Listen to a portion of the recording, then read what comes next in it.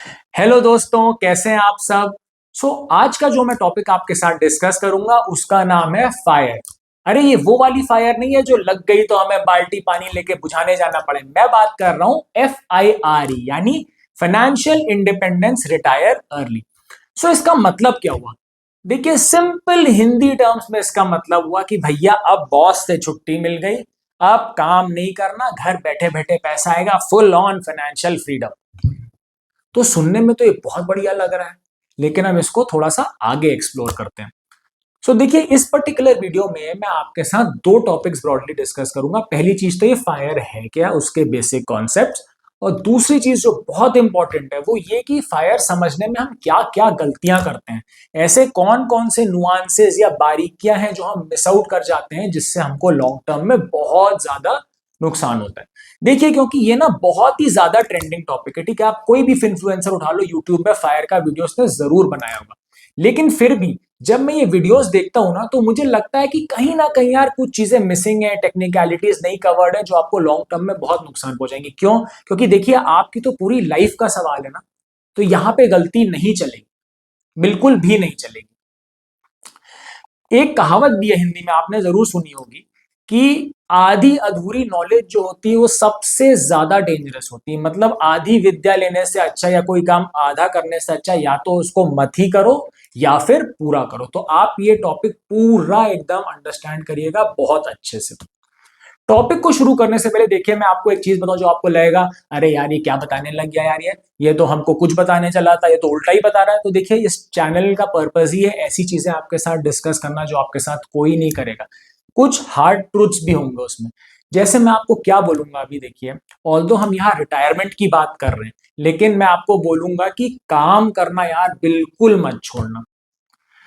वो काम जरूरी नहीं है कि आपका ऑफिस का 9 to 5 या 9 to 7 का काम हो। वो काम कुछ भी हो सकता है जो आपको पसंद हो। अगर ऑफिस का काम नहीं पसंद आपको, मत करो। लेकिन यार कुछ ना कुछ काम करके बिजी या एंगेज जरूर हो। जैसे फॉर एग्जाम्पल, कुछ लोगों को वीडियो बनाने का शौक है, कुछ को लेट से व्लॉगिंग का शौक है, कुछ को लिखने का शौक है। तो आप अपने शौक या काम पूरा करो, उससे पैसा मिल जाए तो यार वाह भाई वाह, कोई कितनी बढ़िया बात है। ना मिले तो कम से कम ऐसा है कि आप एंगेज रहोगे। देखिए, इसलिए मैं आपको ऐसा बोल रहा हूँ, कोई भी चीज हमें क्यों पसंद आती है, हम कोई चीज क्यों लाइक करते हैं, क्योंकि वो हमारे रेगुलर रूटीन से फर्क होती है। फॉर एग्जाम्पल, लेट से मैं एक वेकेशन पे जाता हूँ, 14 दिन की वेकेशन मैंने कही, 2 हफ्ते की, और मुझे तो मैंने कहा मजा आ गया यार। ये मजा मुझे क्यों आया, आप ये सोचो। ये मजा मुझे इसलिए आया क्योंकि मैंने 6-7 महीना जम के काम किया, उसके बाद मैं 14 दिन की छुट्टी पे गया हूँ। अगर मैं यही मान लीजिए घर में रिटायर होके कुछ काम नहीं करता, तो मुझे इस छुट्टी में मजा नहीं आता। आप एक ट्राई करो जो मैं बोल रहा हूँ। मतलब छुट्टी में मत चले जाइए ऐसे पैसा बर्बाद करने मतलब ये है कि आप 8 दिन 10 दिन घर में बैठ के देखो बिना कुछ काम किए, नहीं बैठ पाओगे। आपको 3-4 दिन में समझ में आने लगेगा कि यार ये बहुत मुश्किल है, नहीं हो पाएगा। और देखिए, जब आप काम करते हो तो आप क्या होता है, आपका दिमाग चलता है, आप लोगों से सराउंडेड रहते हो, आप लोगों से बात करते हो, आप अकेलापन नहीं फील करते हो। तो इसकी वजह से आपके कई सारे जो आज के टाइम में इश्यूज हो रहे हैं, फॉर एग्जाम्पल लोनलीनेस हो गया, डिप्रेशन हो गया, उन सब चीजों से आप बिल्कुल दूर रहोगे। तो अब हम डिस्कस करते हैं फायर के बारे में। तो देखिए, जब मैं फायर बोलता हूं, आप इसको एसोसिएट करो एक फायर नंबर के साथ। ये फायर नंबर है क्या? देखिए, फायर नंबर एक अमाउंट है कि आपके पास जब इतना पैसा हो जाए, तब आप आराम से रिटायर करने का सोच सकते हो। मतलब आपके जिंदगी भर के मंथली खर्चे भी निकलते रहेंगे और ये पैसा भी खत्म नहीं होगा। और इसमें आपको कुछ पैसा जोड़ने की जरूरत नहीं, कुछ कमाने की जरूरत नहीं। तो आपको लगेगा कि यार ये तो बिल्कुल ही जादू वाली बात बता दी, ये कैसे हो सकता है?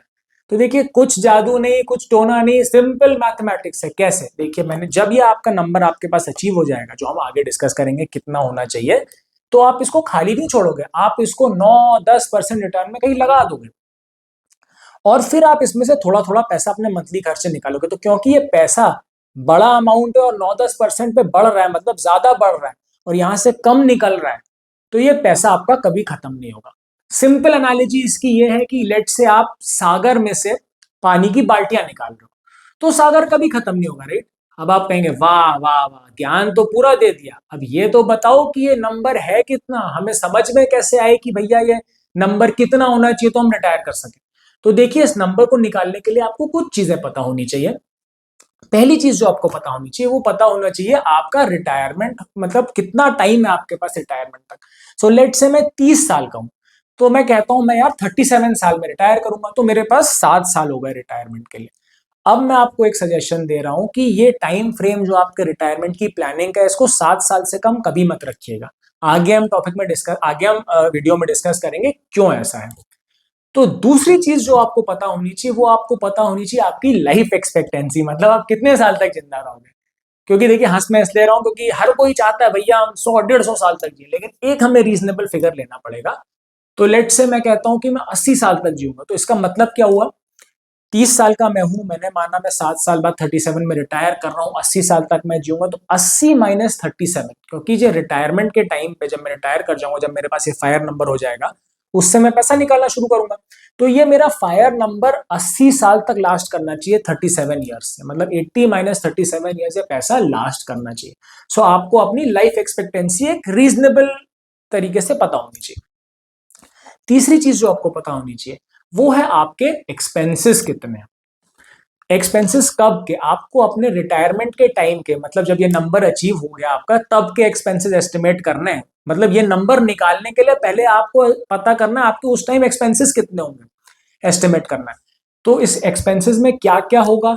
इस एक्सपेंसेस में सब कुछ कवर्ड होगा, जैसे आपके खर्चे, आपके वाइफ के खर्चे, आपके बच्चों के खर्चे, जो भी आप खर्चे दे रहे हो अपने रिटायरमेंट के टाइम पे, इस केस में 37 साल में, 37th ईयर में, वो आपको पता होने चाहिए मंथली आपके कितने खर्चे होंगे, आपको एस्टिमेट करना है थोड़ा अच्छे से।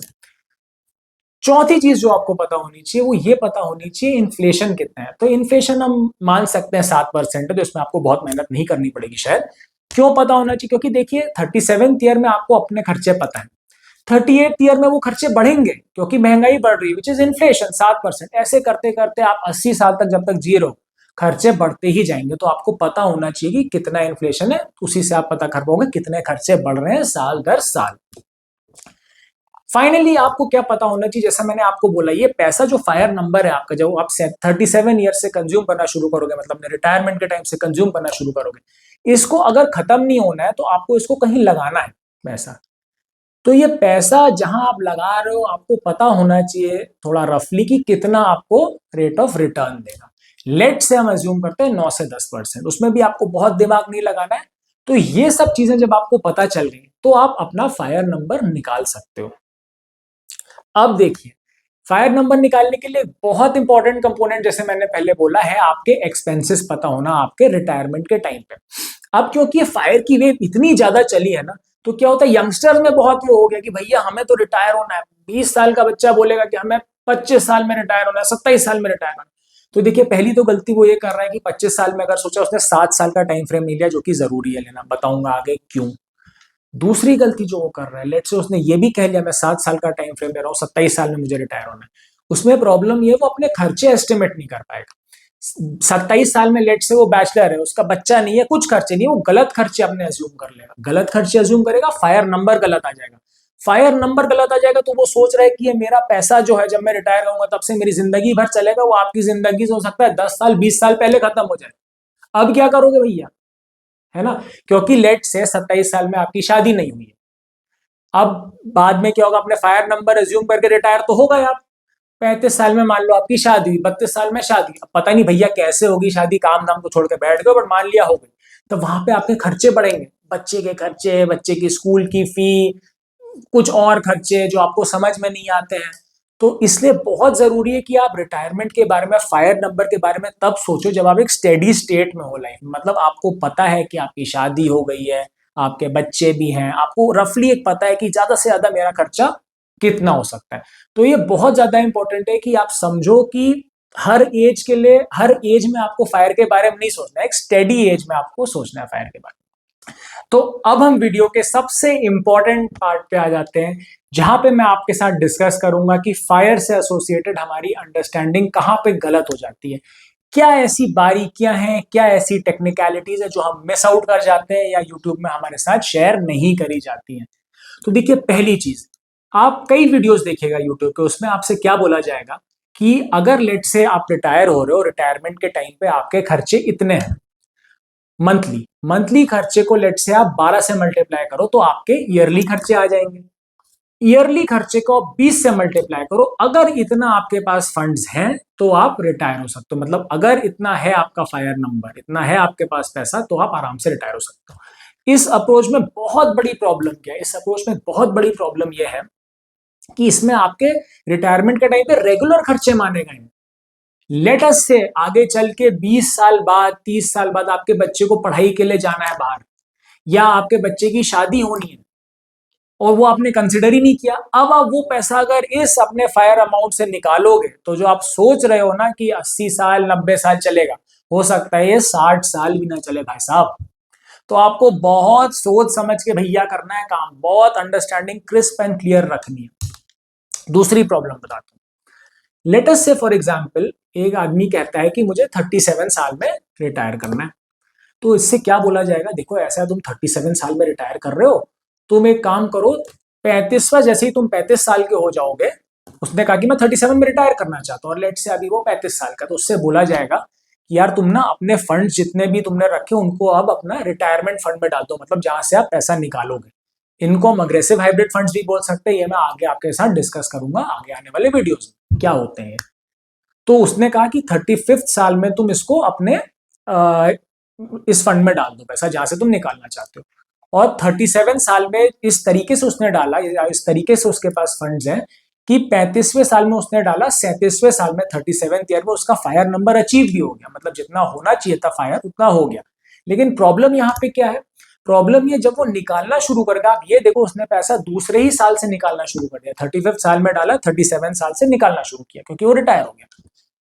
इस टाइप के फंड्स में कभी भी आपको 7 साल से कम का टाइम नहीं देना है, जैसे मैंने आपको पहले बताया। क्यों? क्योंकि 2 साल 3 साल 4 साल में बहुत अप डाउन होगा पैसा आपका, और मंथली खर्चे आपको निकालने ही है। लेट से आपने कहीं ऐसे टाइम पे पैसा निकाला, क्योंकि आप प्रिडिक्ट तो कर नहीं सकते मार्केट, ऐसे टाइम पे निकाला आपने पैसा जब पैसा बहुत कम है और आप विड्रॉ करते जा रहे हो, तो वो पैसा जो आप सोच रहे हो ना 80-90 साल तक चलेगा, हो सकता है आपका वो पैसा फिर अगेन 10-20 साल पहले ही खत्म हो जाता। तो क्या करोगे भैया? तो इसका सोल्यूशन क्या? देखिए इसका सोल्यूशन ये है, अगर आप रिटायर करो, जैसा मैंने पहले बोला था, आपको टाइमलाइन पता होनी चाहिए कि आपको कितने टाइम बाद रिटायर करना है।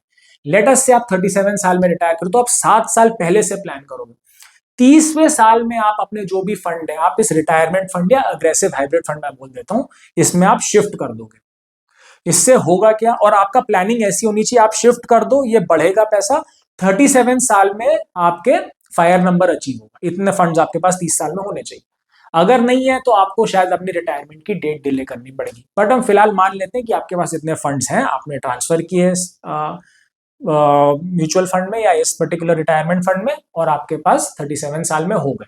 अब आप क्या करोगे, 7 साल आपने इसमें पैसा रखा, इस 7 साल में होगा क्या, जो 2 या 3 साल में अप डाउन हो रहा था, नहीं, वो थोड़ा सा स्टेडी हो जाएगा पैसा, बहुत अप डाउन नहीं होगा। तो आप निकालोगे भी पैसा तो आपको बहुत नुकसान नहीं होगा, या बहुत नुकसान में नहीं निकालोगे, क्योंकि वो काफी टाइम से वॉलेटिलिटी को आयरन आउट हो चुका है या कर चुका है फंड। तो आपका पैसा चलेगा आपकी लाइफ लॉन्ग, अगर आप सही से प्लान करोगे।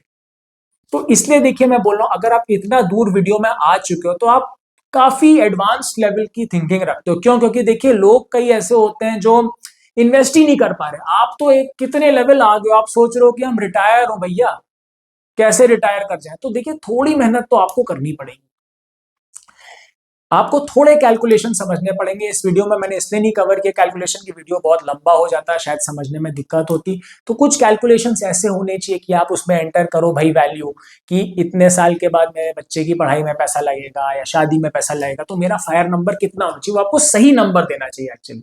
ये जो म्यूचुअल फंड वाला कॉन्सेप्ट भी मैंने बताया कि 7 साल आपको टाइम देना चाहिए, ये सब एक शीट में कवर होना चाहिए, और आपको वो शीट समझना बहुत जरूरी है। तो मैं वो आपके लिए कर सकता हूं, लेकिन देखिए उसमें बहुत एफर्ट लगता है। आप मुझे लिख के बताइएगा आप इस टाइप के टॉपिक में, इस टाइप के कैलकुलेशन में इंटरेस्टेड हो कि नहीं हो, उस हिसाब से मैं वो वीडियो भी ले आऊंगा। सो आपको ये वीडियो कैसा लगा? अगर अच्छा लगा हो तो लाइक करिएगा, शेयर करिएगा, कमेंट करिएगा, सब्सक्राइब करिएगा, एंड बेल आइकन प्रेस करना बिल्कुल मत भूलिएगा। I will see you in the next one, till then bye bye, take care, stay safe.